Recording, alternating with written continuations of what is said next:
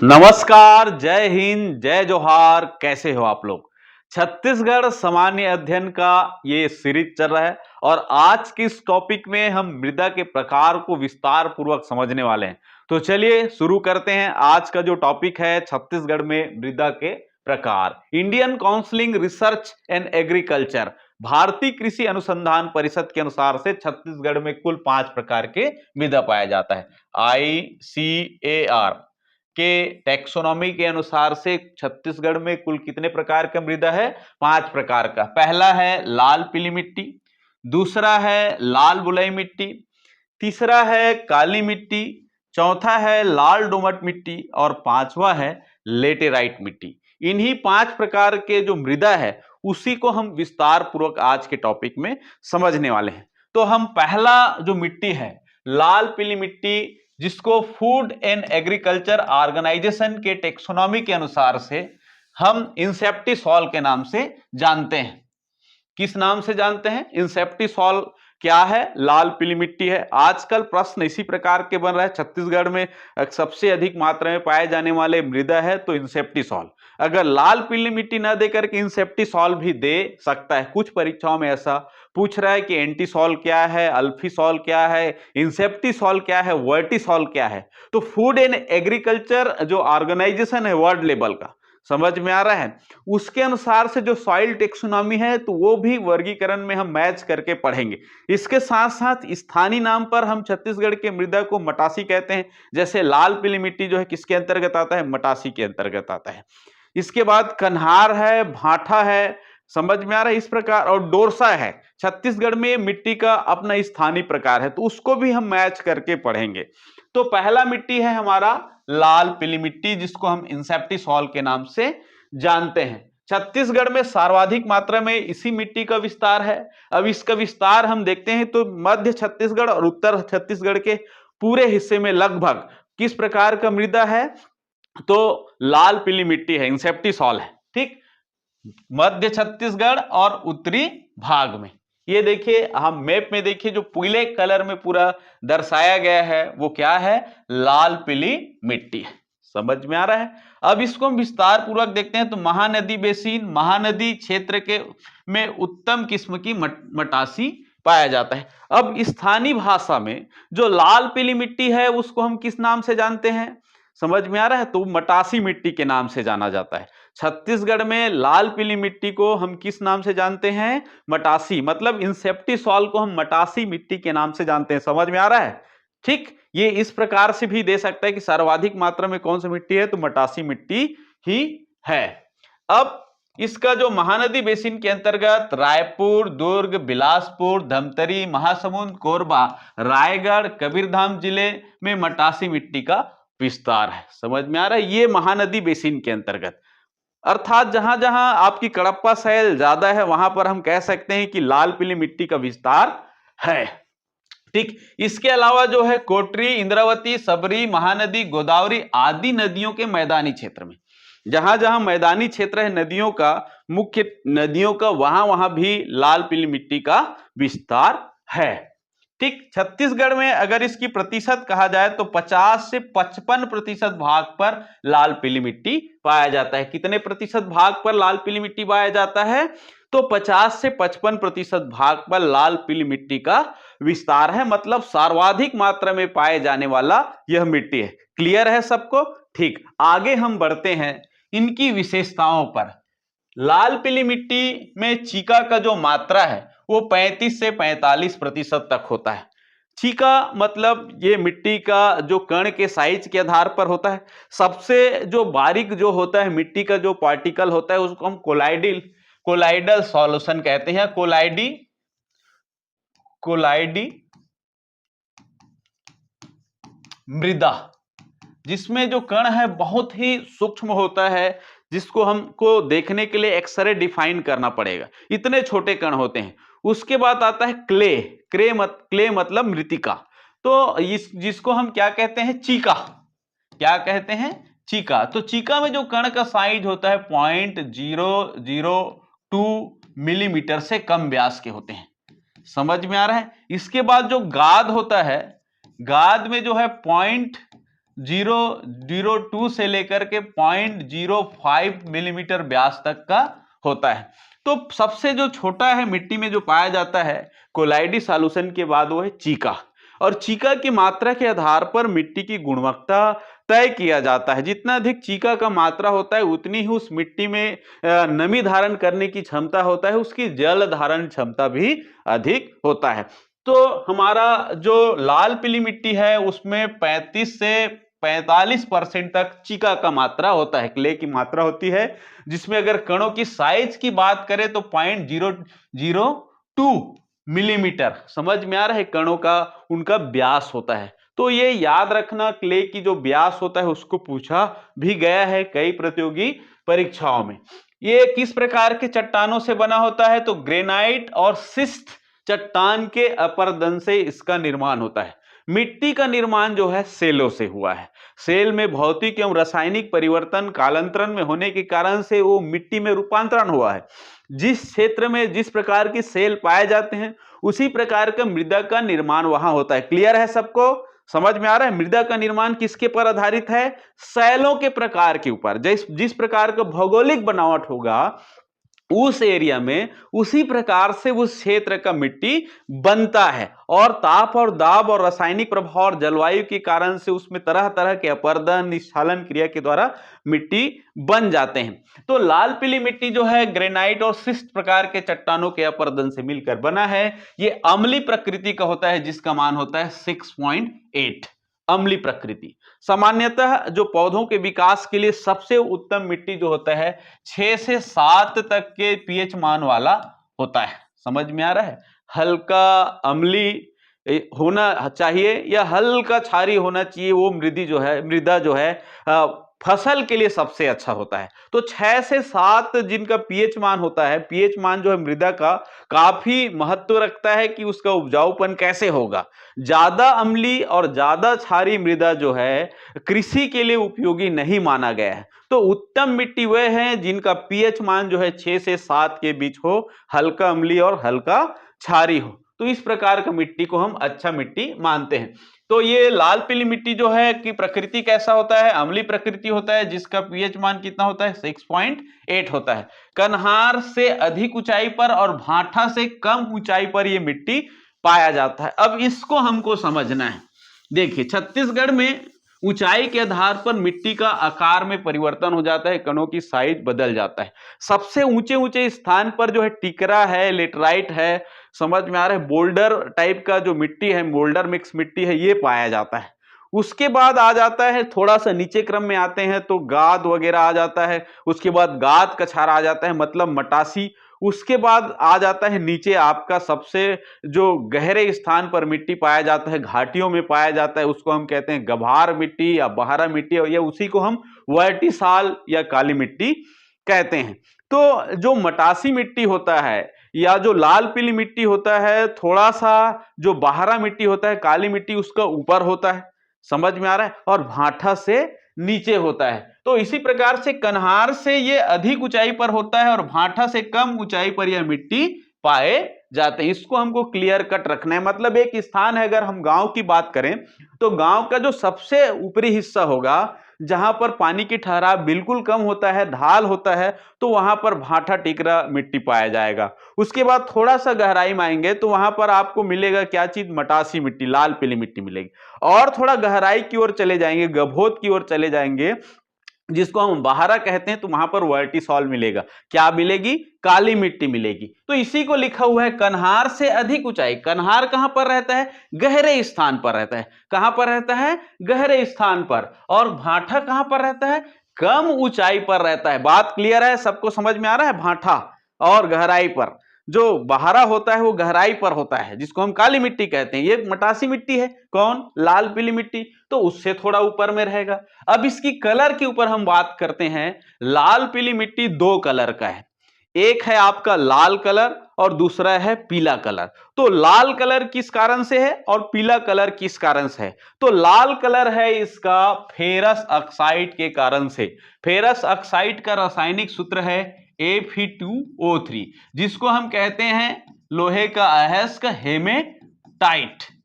समझ में आ रहा है। और इसके कारण से लाल पीली मिट्टी का जो कलर होता है लाल। और दूसरा है फेरिक ऑक्साइड।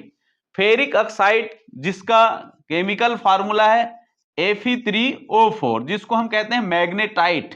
समझ में आ रहा है। और यह भी लोहे का अयस्क है जिसके कारण से मिट्टी का कलर होता है पीला। तो लाल कलर के लिए कौन जिम्मेदार है? Ferrous oxide. पीले कलर के लिए कौन जिम्मेदार है? Ferric oxide. जो मिट्टी का जो कलर है उसमें पाए जाने वाले रासायनिक पदार्थों पर निर्भर करता है। समझ में आ रहा है। तो तीन चीज इंपॉर्टेंट है मिट्टी के लिए। एक तो उसके कणों का साइज कितने प्रकार का, उसमें कितना क्ले मिला हुआ है। दूसरा चीज उसमें रासायनिक पदार्थ कौन कौन से मिला हुआ है, ठीक। और तीसरा चीज है उसका, उसी के आधार पर उसका पीएच मान। पीएच मान मिट्टी में पाए जाने वाले रासायनिक पदार्थ पर निर्भर करता है, और जो मृदा की जल धारण क्षमता उसमें पाए जाने वाले चीका के ऊपर। ये तीन चीज मिट्टी के जो मेन जो बेस है, आधार है, वही निर्धारित करता है कि कौन उपजाऊ होगा, कौन कौन से कलर का मिट्टी होगा। इस मिट्टी में लोहे और रेत की मात्रा अधिकता होती है।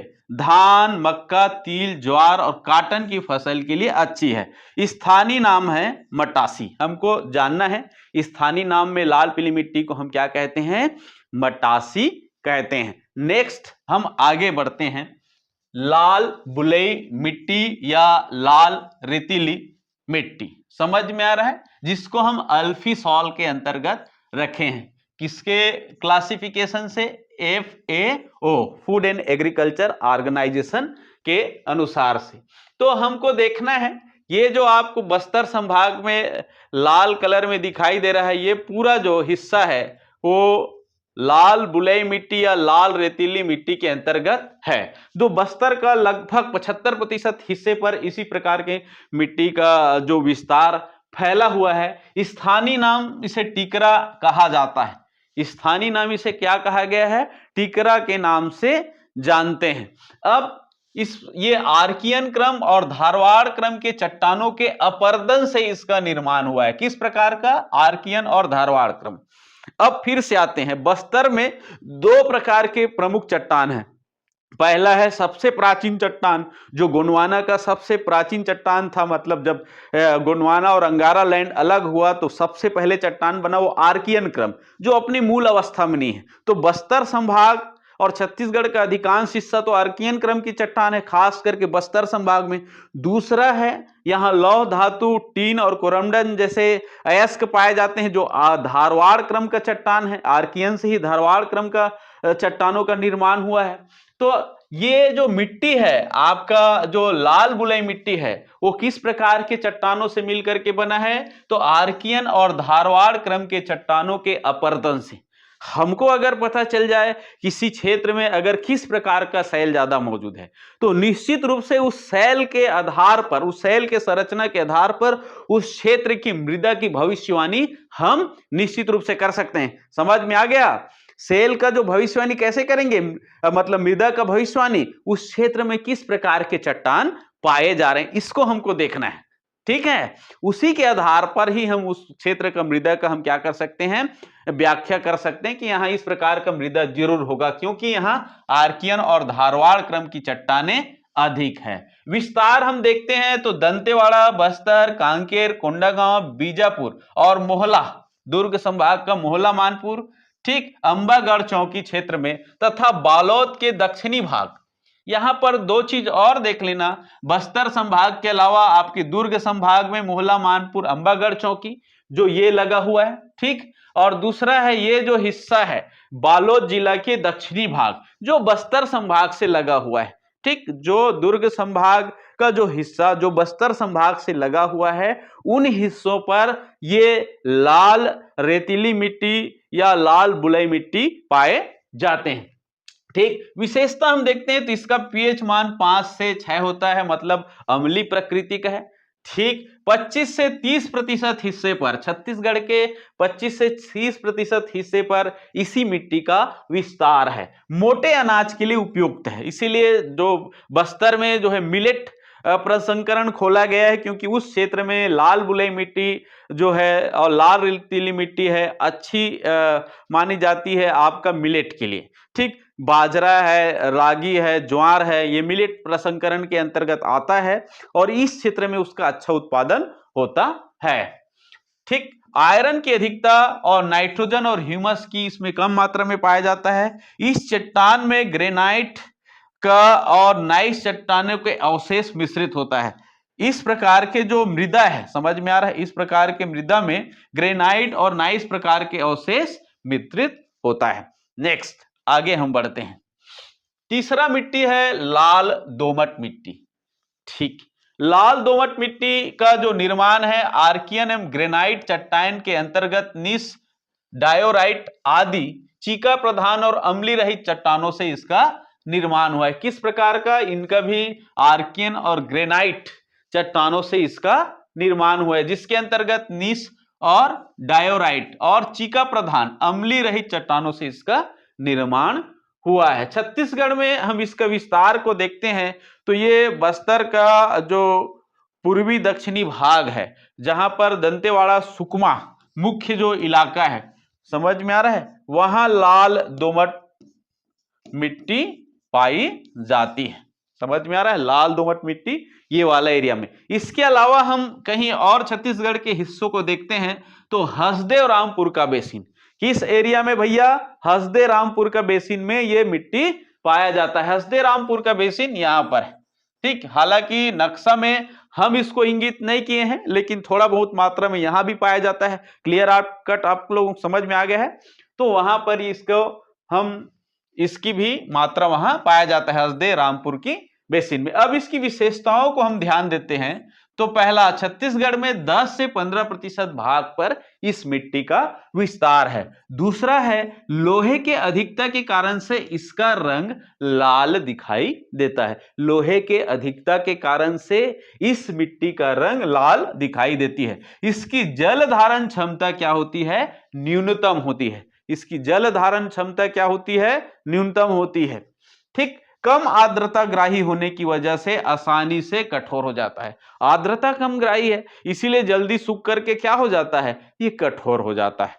नेक्स्ट हम आगे बढ़ते हैं। डोरसा मिट्टी, जिसको हम अल्फी सॉल कहते हैं, छत्तीसगढ़ में स्थानीय मिट्टी है डोरसा। समझ में आ रहा है? और सॉइल टेक्सोनॉमी के अनुसार से इसका नाम क्या है? अल्फी सॉल है। तो डोरसा जो है ग्रेनाइट के चट्टानों से इसका निर्माण होता है और डोरसा में मुख्य रूप से दो मिट्टियों का मिश्रण होता है, एक तो कन्हार और हल्की मटासी। इन दोनों मिट्टी का मिश्रण से डोरसा मिट्टी का निर्माण हुआ है। विस्तार है, जहां जहां आपको किस मटासी मिट्टी पाया जाता है लगभग महानदी बेसिन में, वहीं पर आपको डोरसा मिट्टी भी ज्यादा देखने के लिए मिलेगा। महानदी घाटी, कबीरधाम, दुर्ग, बिलासपुर, रायपुर, रामानुगंज, प्रतापपुर, कुसमी, सबरी, इंद्रावती नदियों की घाटी और जसपुर में नदी घाटी, जसपुर में भी नदी घाटी में इस मिट्टी का विस्तार है। विशेषता जो है, प्रदेश में लगभग 30% डोरसा मिट्टी है। क्षारी प्रकृति का होता है। किस प्रकार का प्रकृति का होता है? क्षारी प्रकृति का होता है। इसका जो पहचान है, जैसे 30% यहां पर लिखा है वह डोरसा है, ये मटासी और कन्हार के बीच में मिला हुआ है, तो इसको अलग से अगर क्लासिफाई किया जाए तो डोरसा के अंतर्गत आएगा। ठीक है, धान की फसल के लिए इसको उपयुक्त या सर्वोत्तम माना गया है। किस मिट्टी को? डोरसा मिट्टी को धान की खेती के लिए बहुत अच्छा मिट्टी माना जाता है। इसके बाद हम आगे बढ़ते हैं, काली मिट्टी। ठीक, cotton soil, Indian cotton soil के नाम से इसको जाना जाता है। कपासी मिट्टी के नाम से जाना जाता है। इंडियन कॉटन सॉइल के नाम से इसे जाना जाता है। फूड एंड एग्रीकल्चर का जो टैक्सोनॉमी है उसके अनुसार से हम देखें वर्ल्ड लेवल पर, तो इसको इंडियन कॉटन क्या कहा जाता है? सॉइल कहा जाता है। काली कपासी मिट्टी, या फूड एंड एग्रीकल्चर के जो वैज्ञानिक पद्धति है उसके अनुसार से जो टैक्सोनॉमी है उसके आधार पर इसका नाम है वर्टिसॉल। इसको हम क्या कहते हैं? वर्टिसॉल के नाम से जानते हैं। तो इसको याद रखना, वर्टिसॉल ही क्या चीज है? ब्लैक कॉटन सॉइल है। ठीक, काली मिट्टी को ही हम क्या कहते हैं? वर्टिसॉल कहते हैं। अब इसकी स्थानीय नाम देखते हैं। छत्तीसगढ़ में इसको अलग अलग हिस्से पर अलग अलग नाम से जाना जाता है। ज्यादातर इसे हम कन्हार मिट्टी कहते हैं। ठीक, ऊंचे स्थान पर काली मिट्टी पाया जाता है, उसको भरी कहा जाता है। रेगुर, ठीक, इसका एक और नाम है, हिंदी नाम जो है रेगुर, और गभार और बाहरा। ठीक, गहरे स्थान पर या बाहरा जो है, जो निचले खेती होती है वहां पर मिट्टी में पाया जाता है, उसको हम कहते हैं बाहरा या गभार।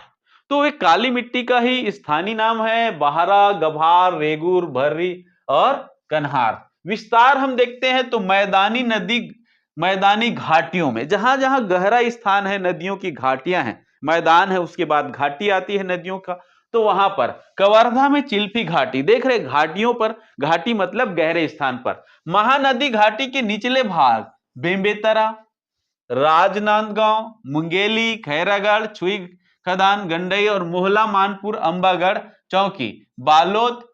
समझ में आ रहा है? ये इतना आपका किसमें है, ज्यादातर जो देख रहे हैं तो दुर्ग संभाग में इस मिट्टी की प्रधानता है। सबसे अधिक अगर देख रहे हैं दुर्ग संभाग, रायपुर संभाग में धमतरी जिला, महासमुंद और गरियाबंद में इस मिट्टी का विस्तार है। गरियाबंद में अच्छी किस्म का काली मिट्टी पाया जाता है। पूर्वी बघेलखंड में भी इसका कुछ हिस्सों पर है, जैसे अंबिकापुर में है, रामानुगंज है, मध्य प्रतापपुर।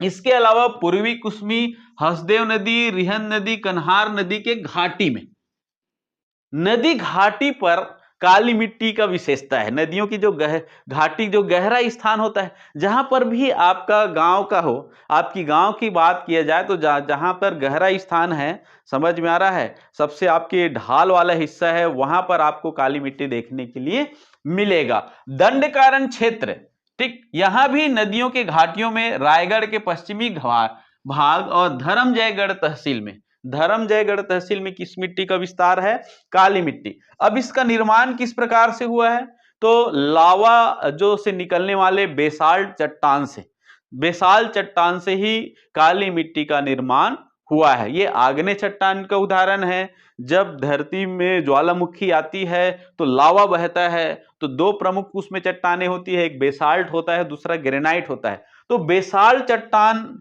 लावा युक्त चट्टान के अपर्दन हो जाता है, उसमें परिवर्तन हो जाता है, तो इस प्रकार के काली मिट्टी, रेगुर मिट्टी का निर्माण होता है। अब इसकी हम विशेषताओं को देखते हैं।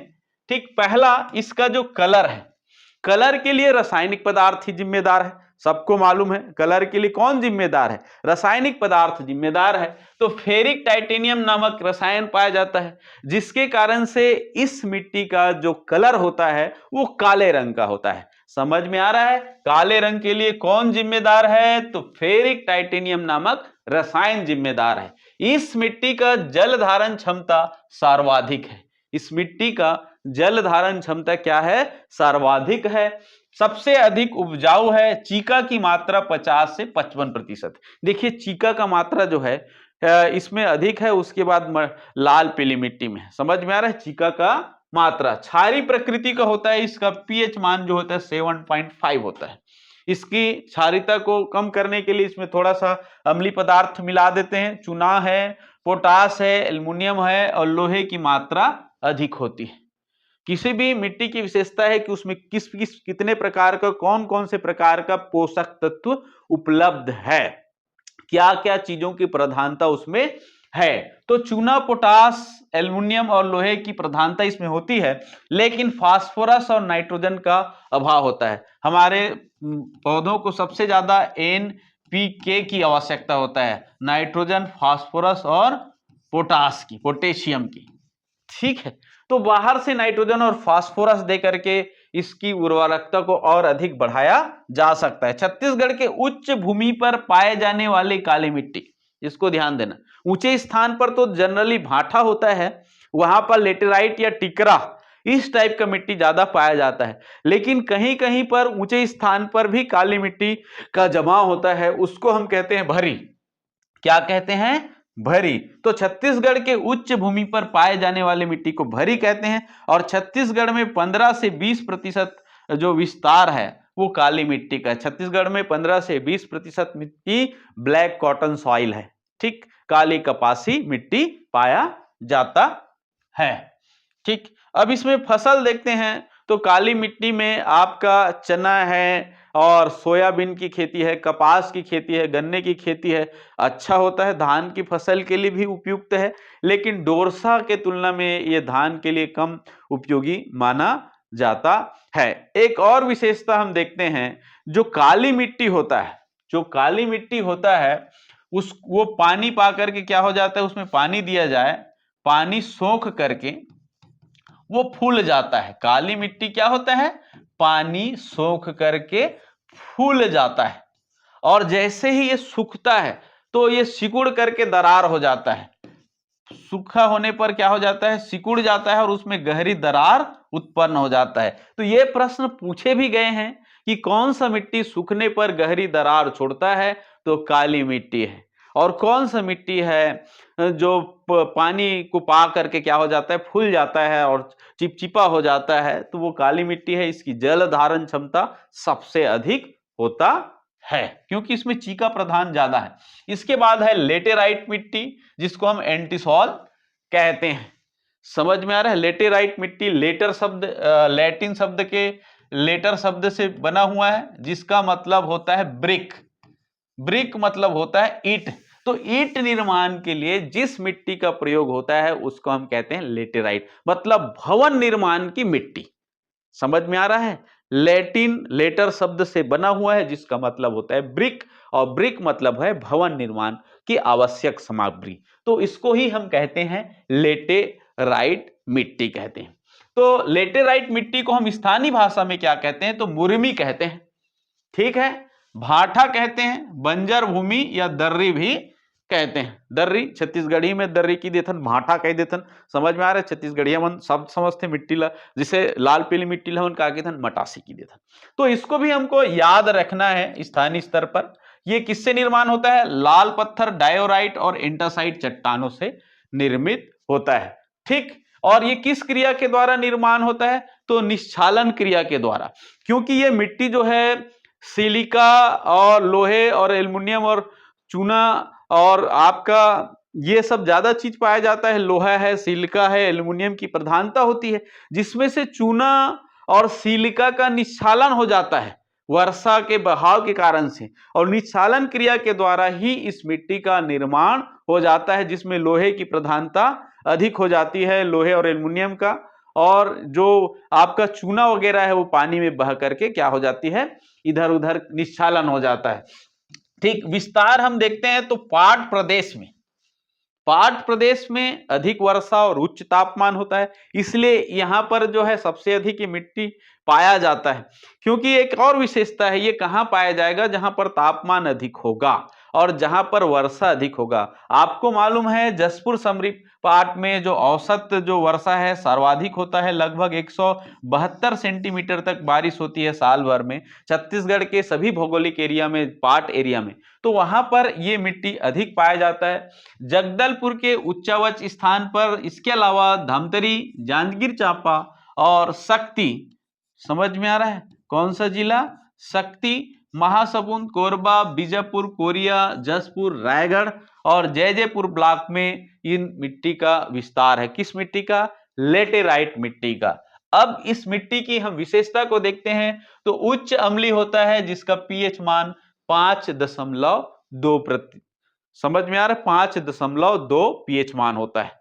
ठीक, इसका रंग लाल भूरी होता है, निछालन क्रिया से निर्माण होता है, जिसको हम कहते हैं लेटेराइजेशन।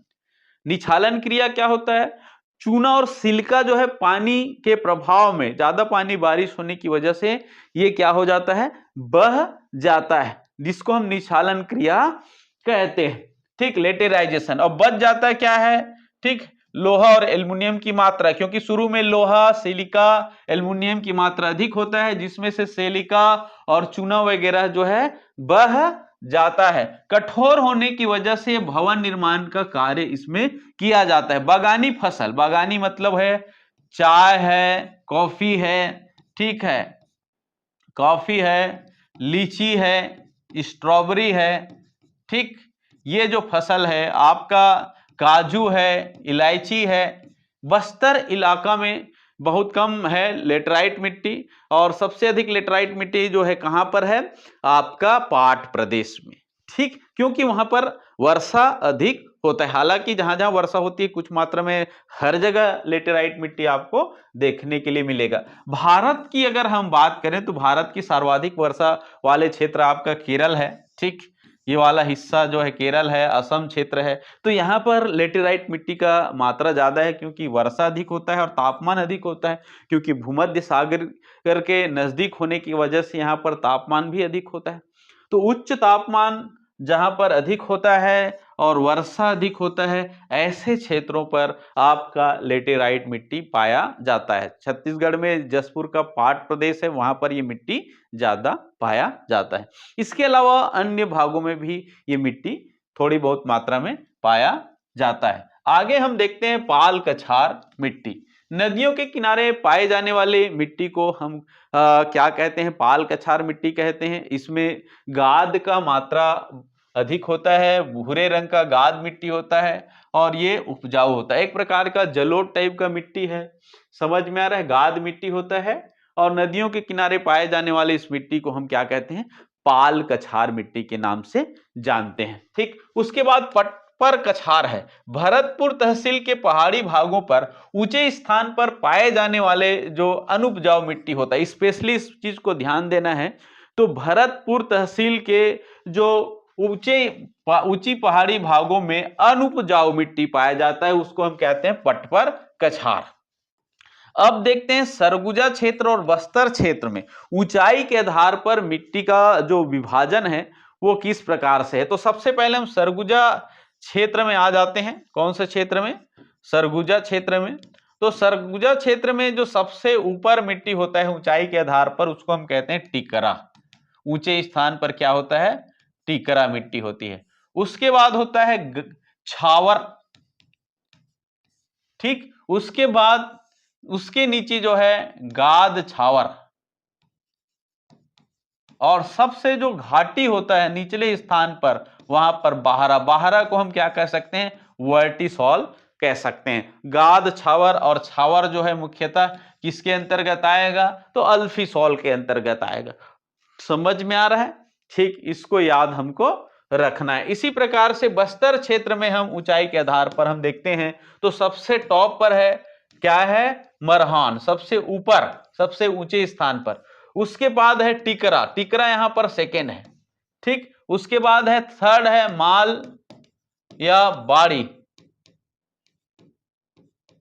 माल बाड़ी। उसके बाद गभार, सबसे नीचे जो है घाटियों में क्या पाया जाता है? गभार मिट्टी पाया जाता है। सबसे घाटी में क्या है? गभार। तो यह ऊपर से नीचे का क्रम है। सबसे गहरे स्थान पर गभार, हम जिसको हम क्या कह सकते हैं? वर्टिसॉल, काली मिट्टी से इसका तुलना कर सकते हैं। तो ये हो गया आपका क्या चीज है? मृदा के प्रकार ऊंचाई के आधार पर। तो आज का जो टॉपिक है हम यहीं पर समाप्त करते हैं। टॉपिक आपको अच्छे से समझ में आया होगा, और टॉपिक को अच्छे से समझने के लिए आपको प्रत्येक प्रतियोगी परीक्षा जो छत्तीसगढ़ के विभिन्न प्रतियोगी परीक्षाएं में आए हुए हैं उनका ऑब्जेक्टिव को सॉल्व करिए। जब तक आप ऑब्जेक्टिव को सॉल्व नहीं करेंगे तब तक आप इसका की पॉइंट, बुलेट पॉइंट को आप समझ नहीं पाएंगे कि आपको याद करना क्या चीज है, ठीक। तो आज हम यहीं पर समाप्त करते हैं। जय हिंद, जय भारत। नेक्स्ट टॉपिक में हम मिलेंगे।